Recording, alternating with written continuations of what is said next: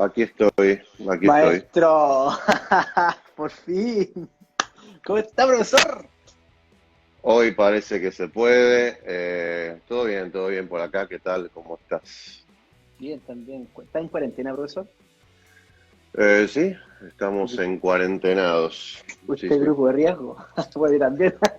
Jamás, jamás. Profesor, Este, primero que todo, agradecerle que acepte la invitación y agradecer también por la paciencia del día de ayer, ya que en realidad estuvo bien complejo. Lo tratamos sí. de comunicar con otros colegas y en realidad varios no pudieron comunicarse. Entonces, primero agradecerle la invitación. Y segundo, para los que no nos conocen, a usted, por favor, eminencia, preséntese. ¿Quién es el famoso Ariel? Oh, oh. Bueno, Ariel. Bueno, soy profesor nacional de educación física desde hace unos 30 y pico de años. Ya perdí un poco la cuenta, pero creo que más o menos 35 años más o menos que me recibí. Que básicamente no quería ser profesor de educación física, quería ser entrenador. Pero bueno, después de buscar y buscar, la única alternativa válida que encontré fue estudiar educación física, finalmente, y decidí especializarme por mi cuenta en lo que a mí me gustaba, que era la preparación física, sobre todo orientada al entrenamiento de fuerza. Algo que en aquel momento, habría que situarse ahí en los años 80, todavía era bastante raro, no existía, no era común que exista un entrenador de fuerza. Eh, Había todavía muchísima influencia del fisicoculturismo, ¿no? Era muy común que los entrenamientos de fuerza de los deportistas fuesen prácticamente entrenamientos culturistas, lo cual también llevaba a que haya un cierto rechazo hacia ese tipo de entrenamiento, porque claro, obviamente los resultados no eran los mejores. Así que yo estudié educación física, me orienté por mi cuenta en el entrenamiento de fuerza. Eh, Obviamente estudié educación física después de haber pasado por la carrera de ingeniería aeronáutica. Yo era bastante bueno, era la carrera a la que originalmente me quería dirigir. Pero estudiando ingeniería me di cuenta que no, que me interesaba mucho el entrenamiento y que quería seguir eso. Y también pasé por kinesiología como una alternativa a la educación física, ya que yo buscaba ser entrenador y no había una carrera específica. Pasé por kinesiología, donde también me di cuenta que era para nada específico. Y entonces decidí, bueno, no dar más vueltas, me metí en educación física, hice el ingreso y cursé los 4 años que había en ese momento, que para los que no tengan idea, no existían las licenciaturas, todavía por lo menos en Argentina no existía ninguna licenciatura, era solamente el profesorado, y la licenciatura, si no me equivoco, espero que no, en alto rendimiento deportivo, que se creó aquí, fue recién en el 2002, o sea, yo ya hacía como 3 años, mi centro Corposado, cuando se creó la licenciatura con orientación en alto rendimiento. ¿Qué año fue eso? Hace, en el año 2002, Ahí creaste el cuerpo la pasado. licenciatura. Yo creé Corposado en el año 1999, hace 21 años ya. Después de haber trabajado en la trinchera para otros mucho tiempo, claro, unos más de 10 años, 14, 15 años, y después ahí recién pude abrir mi centro, que para lo que en esa época era algo bastante poco usual, porque justamente no cumplía con los Los cánones cánones tradicionales, claro. habituales en esa época. La mayoría me decía que yo estaba loco, empezando por mi padre. Mi padre me dijo que yo estaba loco. Es muy probable que tuviese razón y lo sigo estando en tal caso. Pero bueno, no funcionó para nada mal. Después sí, vino la crisis del año 2001 aquí, la crisis famosa con el corralito y demás, que fue un golpe muy importante. Y a consecuencia de eso, unos años después yo tuve que irme de ese lugar porque, bueno, nada. No fue que no me iba mal. En realidad, en el 2001 sí hubo una caída muy importante en la clientela. Yo tenía Corposao hasta la semana previa a que ocurriera esta crisis, ya con planes de agrandar, de expandir las instalaciones porque ya me quedaba chico. Realmente tenía mucho éxito. Y bueno, ahí menos mal que no me había metido en una obra, porque justamente fue lo que pasó a la semana siguiente, estaba prácticamente vacío, pero con los meses fue remontando. Después hubo circunstancias que tenían que ver con la administración del lugar. O sea, yo estaba dentro de una galería, la Galería Güemes, en pleno microcentro de Buenos Aires, para que tengan una idea, a 2 cuadras de la Casa de Gobierno.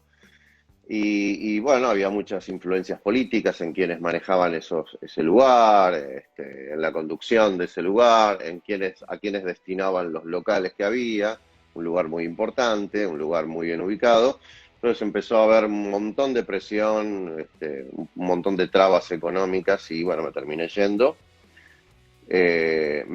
yendo con una mano adelante y otra atrás, como se suele decir. O sea, toda mi inversión la había perdido porque me empecé a endeudar y terminé canjeando el fondo de comercio por el valor de esa deuda. Así que ese fue el primer Corposao. Luego armé otro en el 2010 que duró 3 años por el contrato del lugar también. Se terminó el contrato y los dueños no quisieron renovar el contrato. En realidad me pidieron una fortuna, un 350% más de lo que venía pagando, lo cual era imposible. Y a partir de ahí es que terminé en este lugar que estoy actualmente, que es más chico, más pequeño, pero en el que estoy muy bien, muy cómodo. Esa es la historia respecto de Corposao. Perfecto. Para los que no me conocen, digamos que Corposao tiene una filosofía de trabajo bastante particular, que es quizás lo que más me caracteriza, que tiene esta impronta del entrenamiento de fuerza, pero que con el tiempo yo le fui buscando una vuelta desde lo que es la calidad de movimiento, de lo que son los patrones básicos. Empecé a usar patrones ya cuando estaba en el primer Corposao, cuando nadie hablaba de patrones básicos de movimiento. O sea, ni siquiera había salido el libro de Boyle, porque muchos hablan de Boyle o me atribuyen, no sé, seguir ciertos lineamientos de Boyle, y yo empecé a hacer eso antes de que Boyle publicara su libro, y de hecho muchas cosas no las comparto con Michael Boyle, con todo el respeto que le tengo, por supuesto. Pero bueno, sí empecé a ver que había cosas que desde el entrenamiento de fuerza no se podían aplicar directamente como los libros lo proponían. Empecé a ver que la gente tenía ciertas dificultades para ejecutar y demás. No lo quiero hacer muy extenso ni muy denso, pero básicamente empecé a meterme mucho más en lo que es la evaluación del movimiento, en la corrección y demás. Y bueno, y a partir de ahí generé esa modalidad de trabajo que es la que hoy sigo manteniendo en Corposao, con algunas variantes, por supuesto. Ya, mira, el día de hoy yo le quise poner el tema de caja de herramientas porque una de las cosas que más aquí en Chile se conoce son tus cajas de herramientas, donde hay distintos tipos de ejercicios y en el cual hacer una revisión de cada uno. Entonces me gustaría partir por tu famosa triple amenaza. Que no es mía. O sea, a ver, en principio caja de herramientas es ¿Cómo partió? ¿Por qué un caja de ti- herramientas? bueno, yo hago un blog. Empiezo con un blog personal, en los viejos Blogspot, y del sitio GCE, Grupo sobre Entrenamiento, me piden que participe dentro de él, y entonces me dan un lugar para escribir un blog dentro de la página. Concretamente lo que me piden es por qué en vez de escribir eso ahí, porque no lo escribía dentro de la página. Y dentro de ese blog lo que yo empiezo a hacer es, fundamentalmente, tenía como 2 ramas. Una que le llamaba caja de herramientas y otra lo que todo entrenador debe saber. Caja de herramientas aludía más a todo lo que era prescripción del ejercicio, técnica, correctivos, etcétera, etcétera, y el otro apartado, lo que todo entrenador debe saber, era más orientado a lo conceptual, ¿no? a conceptos de entrenamiento, sobre todo de fuerza. De ahí parte caja de herramientas como una forma simbólica de aludir a los recursos del entrenador. O sea, esta es mi caja de herramientas, tengo todos estos elementos, tengo todos estos medios para aplicar a los entrenados y en tal caso tengo esta cantidad de recursos respecto de estos ejercicios para poder adaptarlos a cada individuo. De ahí surge lo de caja de herramientas, como la caja de herramientas del carpintero, Y, del claro, mecánico, que sí entonces tiene, obvio. la triple ¿Cómo? amenaza entonces nació a través de Santana. La triple además, o sea, Santana le llama triple amenaza a una combinación, a un desglosamiento de 3 ejercicios con esta fitball, que es un ejercicio de cadena posterior, que es un puente más una flexión La de flexión. rodillas. Yo no la utilizo como Santana, sino que yo la integro prácticamente desde el principio, haciendo toda una progresión, que tengo incluso los videos subidos.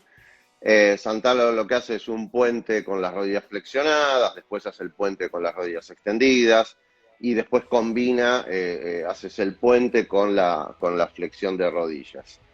Y le dice triple amenaza porque lo que pide es una cantidad de repeticiones de cada uno. O sea, él hace el ejercicio, son esos 3 ejercicios, ¿sí? Sumados. Una cantidad de repeticiones impresionante, porque por ahí te pide llegar a hacer 15, 15 y 15, por lo tanto son 45. Yo no lo hago así. Sí hago una progresión donde empiezo el ejercicio solo por la fase excéntrica, entonces se empiezan con las rodillas flexionadas, se hace la extensión de cadera y hago en excéntrica la extensión de rodillas. Bueno, y así sigo bilateral y luego hago la misma progresión unilateral hasta poder hacerlo a una pierna.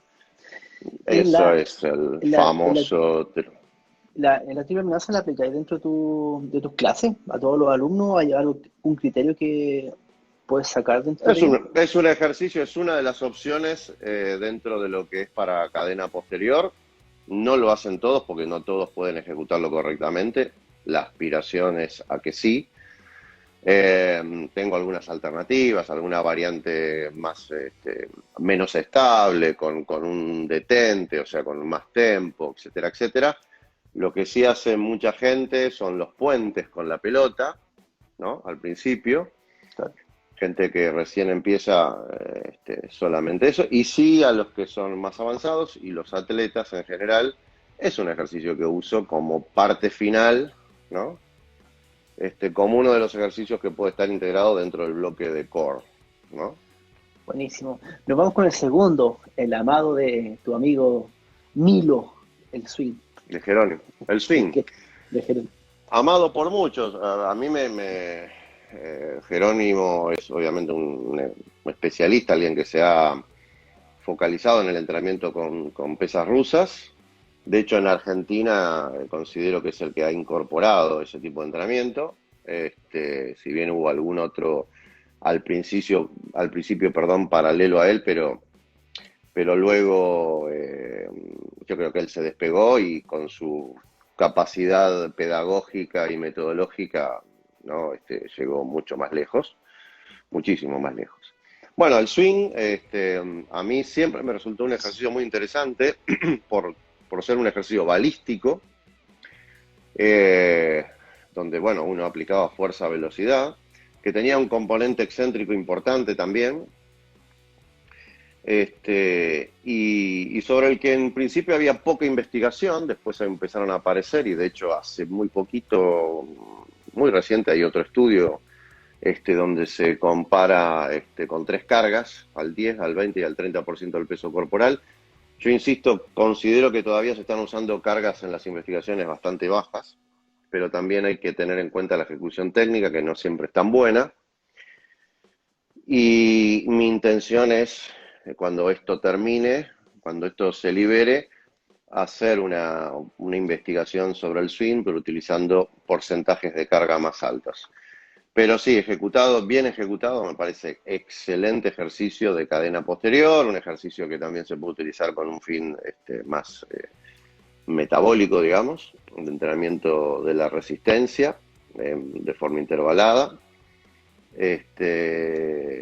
Y es increíble porque esa bisagra de cadera explosiva, digamos, genera un estímulo muscular no solo en lo que parece más obvio, que es en la cadena posterior, glúteos, isquiosurales, etcétera, sino bueno, bien hecho, se termina como una plancha, hay un gran trabajo de los dorsales, hay un gran trabajo de los retractores de escápula para el freno excéntrico, obviamente un trabajo abdominal, porque se tiene que terminar literalmente como una plancha, bloqueando el movimiento.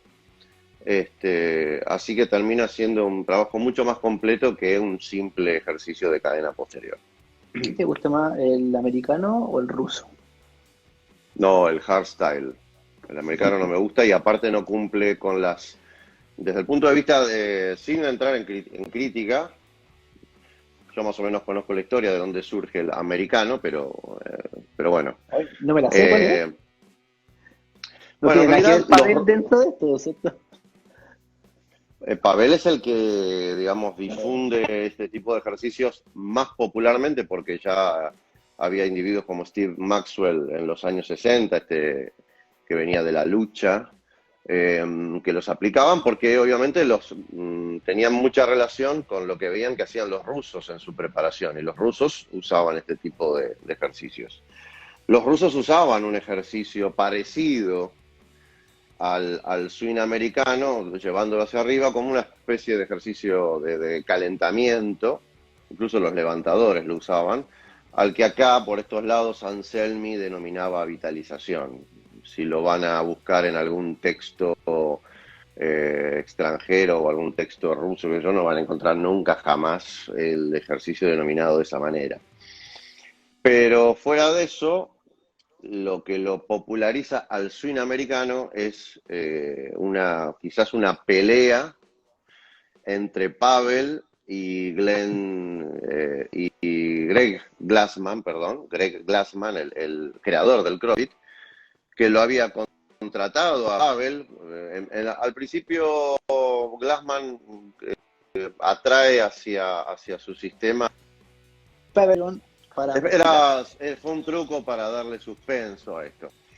Nada, Glassman llevó hacia el CrossFit a personas conocidas dentro de determinadas disciplinas, como lo llevó a Mark Rippetoe para la fuerza, lo llevó a Pavel para todo lo que era el tema de kettlebells. Aparentemente allí, entonces, para diferencia, es que Glassman decide utilizar dentro de su disciplina este swing americano en vez de el hardstyle que proponía Pavel, que es un swing que utilizan en los servicios especiales rusos, ¿no? Es un ejercicio de acondicionamiento, no es el swing que se usa para el kettlebell deportivo, ¿no? De esto que tanto habla Jerónimo. Es distinto, es más intenso, cada repetición tiene un pulso o sea, hay que darle la mayor potencia posible y esto es lo que genera los efectos de los que estamos hablando. Y los estudios se hacen sobre esta variante del swing y no sobre el otro, mayoritariamente. Eso es más o Perfecto, menos mira, la historia. siguiendo con la misma línea, tú le nombraste Uh-huh. los autolimitantes, pero el TGU. Los autolimitantes es una categoría de ejercicios donde, para decirlo de manera muy sintética, es difícil ejecutar, o sea, mal ejecutados no se pueden ejecutar. Un caso típico es la sentadilla frontal, la sentadilla por delante, en donde si perdés la postura, la barra se cae. Cambio la sentadilla con la barra por detrás, la más clásica, uno la puede, digamos, terminar de una manera bastante grotesca, ¿sí? De bastante mal hecha, pero termina la frontal. Si uno se No flexiona, puede. si uno pierde la línea del tronco, caen los brazos, la barra se cae, salvo que no pese nada, salvo que tenga un peso. Con el TGU, si bien el Turkish Get Up o la levantada turca tiene su origen justamente en los luchadores rusos, se dice que era como una prueba que tenían que pasar a los muchachos que quisieran aspirar a ser luchadores, lo primero que se les pedía es que puedan levantar la mitad de su peso corporal en una levantada de este tipo. Que después es perfeccionado, ¿no? Es un ejercicio en el que se busca cierta línea más pura con los años, y que últimamente lo que se busca es que responda al patrón primogénito de incorporación lateral del bebé. Por eso se pide que no haya una flexión, muchos lo hacen muy mal, y crunch, es una flexión de columna para después incorporarse, y en realidad tiene que ser un rolido sobre el hombro y la cadera. Esa es una de las partes que quizás más cueste. Obviamente después demanda movilidad de hombro, movilidad de cadera, más allá de la estabilidad en el hombro y en la cadera, y justamente el limitante para levantar peso, ¿no? El tema del peso en el TGU el peso es educativo, digamos, porque a mayor peso no se trata de un tema de fuerza, sino que hay que ser mucho más estable y preciso en la ejecución. Por eso es un ejercicio considerado dentro de esta categoría de autolimitantes. Si uno quiere levantar mucho peso, no se trata de ser muy fuerte o ser mucho más fuerte, sino que hay que tener muy buenas condiciones de estabilidad y para ejecutarlo correctamente. Pero insisto, también sí es verdad que si uno quiere levantar mucho peso iniciando el movimiento con un crunch, sería muy difícil porque uno no tiene dónde anclarse. Entonces, con mucho peso quiere hacer un crunch, se levantarían los pies, ¿no? Como reacción. Por eso también hacerlo hay que hacerlo realmente bien. Pero básicamente de eso se trata. Y ¿Tú lo estás me aplicando acuerdo la dentro del definición de... calentamiento? No, muy poquitos, poquitos se los doy como parte del calentamiento. En algún momento lo usaba mucho con los luchadores de MMA, como parte del entrenamiento combinado swing y TGU, porque elevara mucho la frecuencia cardíaca, y el otro que demandaba mucho control, esa situación de hiperventilación, y en un luchador esas circunstancias se dan muy habitualmente o constantemente. Pero no, puede ser un finalizador, o formar parte de cierto protocolo en sí, pero muy poco se los doy como entrada en calor. Perfecto. Es como muy complejo para usarlo como entrada en calor, salvo alguien que esté muy avesado en el ejercicio, ¿no? Perfecto. Seguimos con redescubriendo al push-up. El push-up.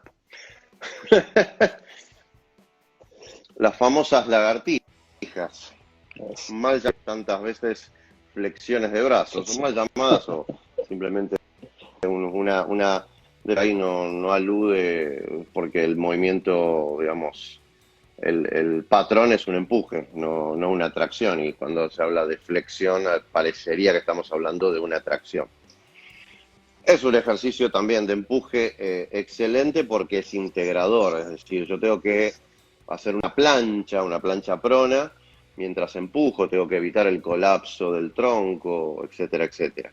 Entonces, bien ejecutado, donde el tronco se mantiene firme como una viga, y empujo con una buena alineación, con una buena estabilidad de las escápulas, donde justamente una de las cosas que puedo ver es si las escápulas se comportan correctamente, que los codos no colapsen hacia afuera, etcétera, etcétera, etcétera. Bueno, es un gran ejercicio de empuje. Obviamente que llega un momento en el que muchos individuos les resulta muy liviano. Ya más o menos en un push-up se maneja en las manos, en el punto de aplicación en las manos, es un 60% del peso corporal.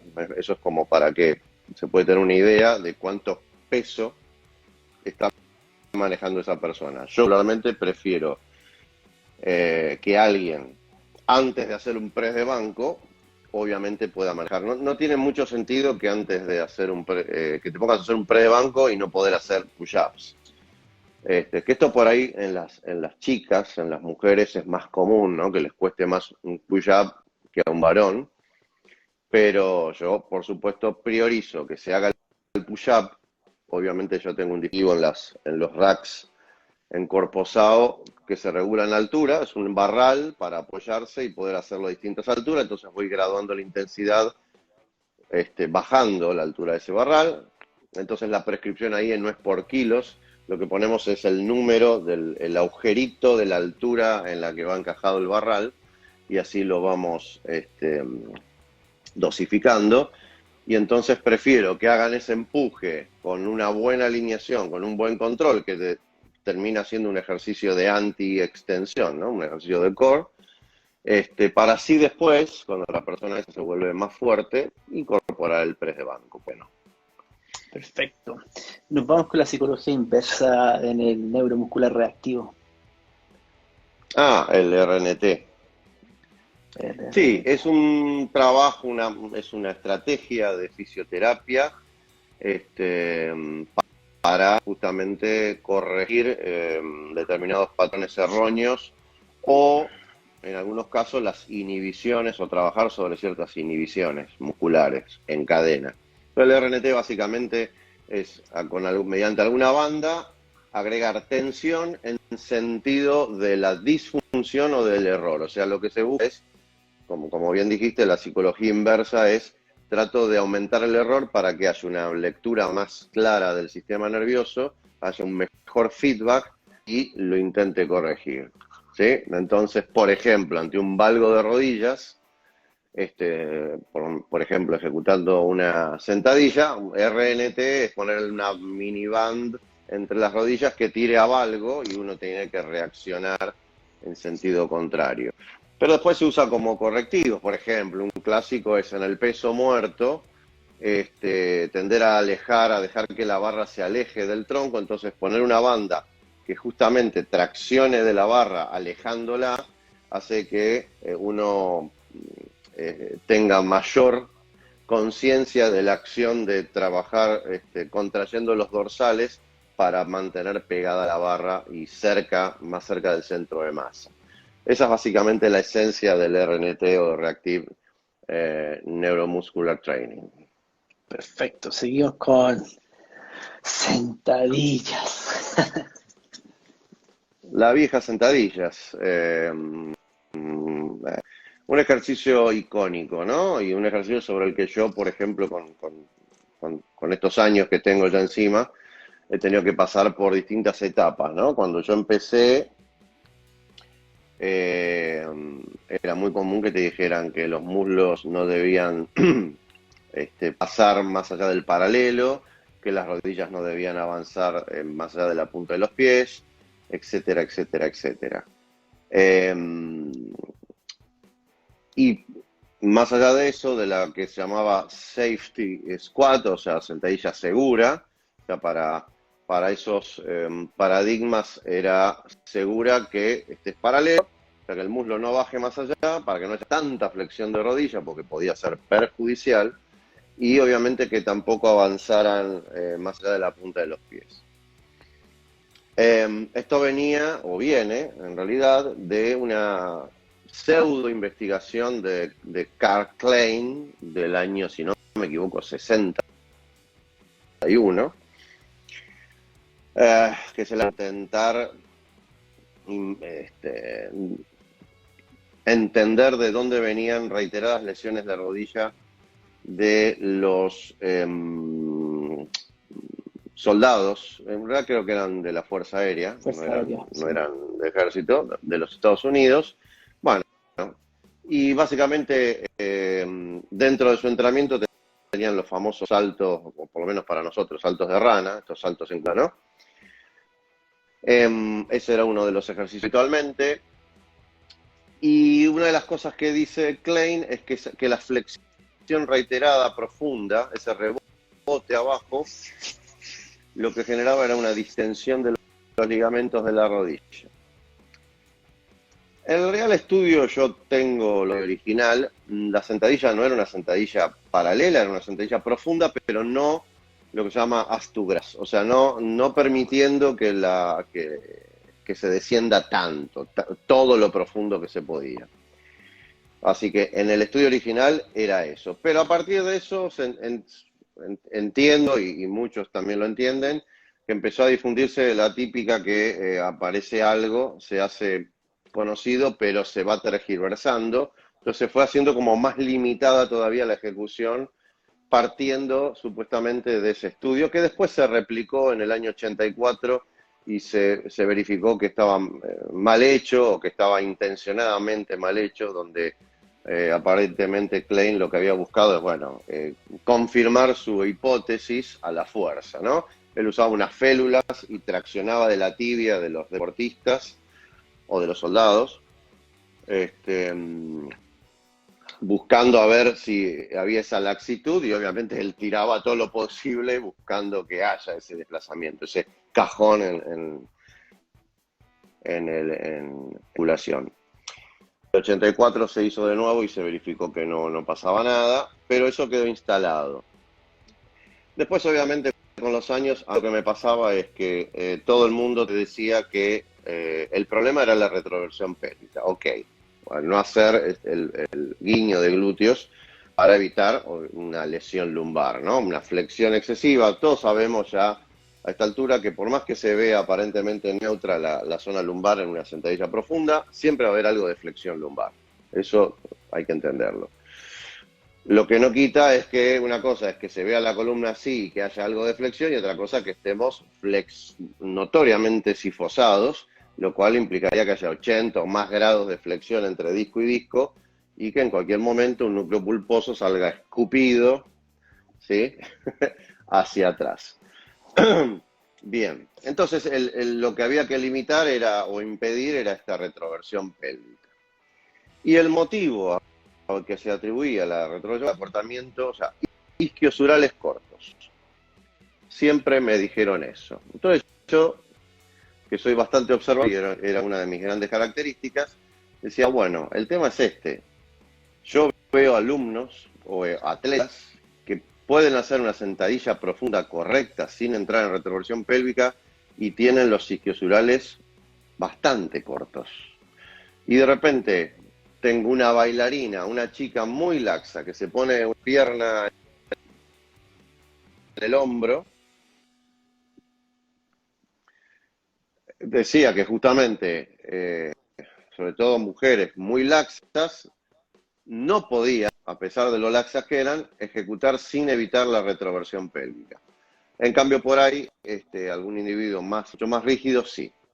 Entonces ahí es donde dije, bueno, hay algo que no funciona. Es más, lo planteé en un par de charlas, de congresos o seminarios, donde había algún disertante que decía esto, y yo le decía, ¿por qué pasa entonces lo que me pasa a mí?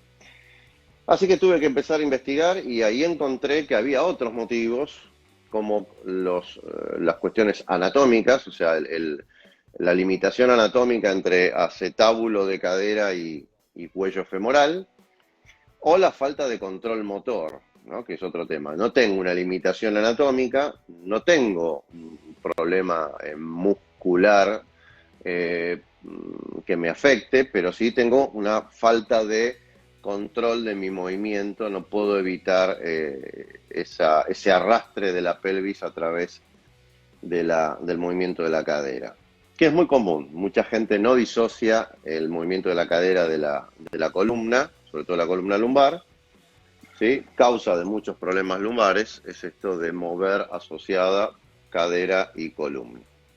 Así que bueno, ahí es que empecé a poder entender bien y mejorar esto, encontrar a individuos que evidentemente no van a poder ejecutar sentadilla profunda porque su anatomía se los impide, y sí usar otras herramientas para mejorar el control motor en aquellos que sí pueden, pero se les complica. Un tema básico para esto es el tema respiratorio y hacer un buen bracing, es decir, ajustar el centro para que la columna no sea arrastrada en la flexión de la cadera. Perfecto. Básicamente esto, ¿no? Ahora, por ahí vi que, porque la gente escribe, aparecía Batman.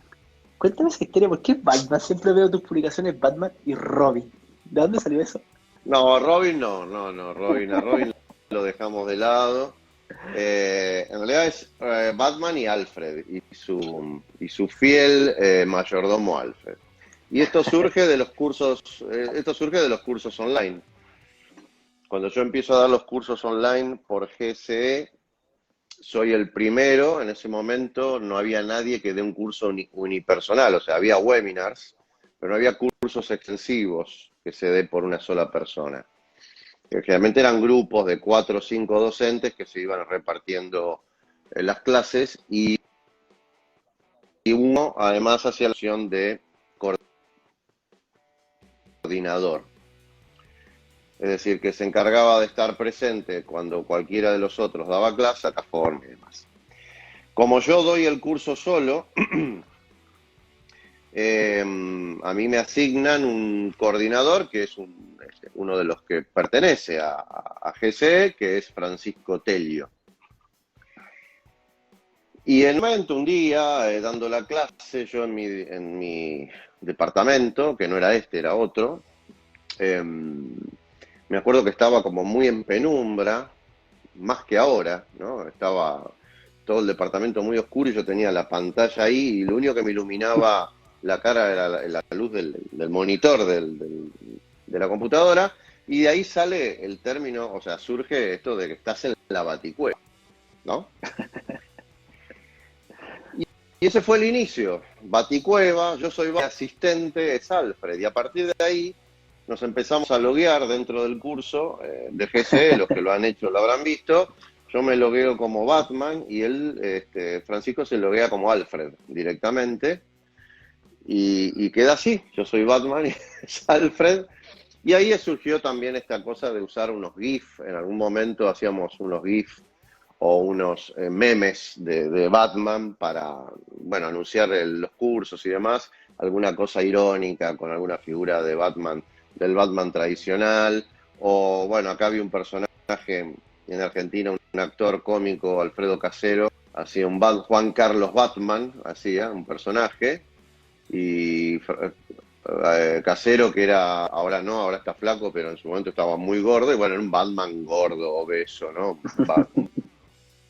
Batman bastante fuera de forma, y usaban varias veces la imagen de él y algunas escenas para promocionar el curso. Y ahí tengo un muñeco que me enviaron por correo. Alguien me regaló el Batman ese, de muy buena calidad, ¿eh?